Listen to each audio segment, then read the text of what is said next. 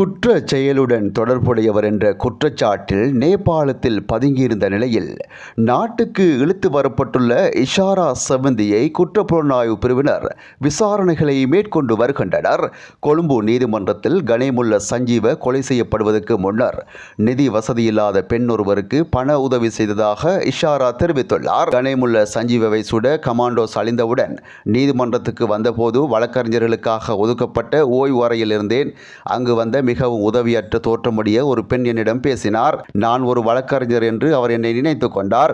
அந்த பெண்ணின் கணவர் அவரை மோசமாக அடிப்பதாக வழக்கு புதுக்கடை நீதிமன்றத்தில் உள்ளது. தன்னிடம் 1000 ரூபாய் மட்டுமே உள்ளது என்றும் அந்த தொகைக்கு வழக்கில் வாதாட முடியுமா என்று கேட்டிருந்தார்.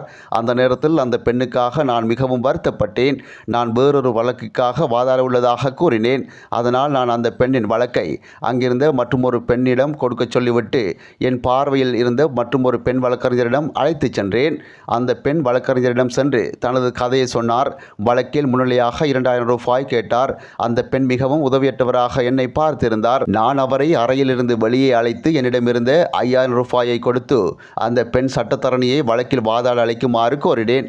அந்த பெண் என் கைகளை பிடித்து வணங்கி பணத்தை பெற்றுக்கொண்டார் என இஷாரா தெரிவித்துள்ளார்.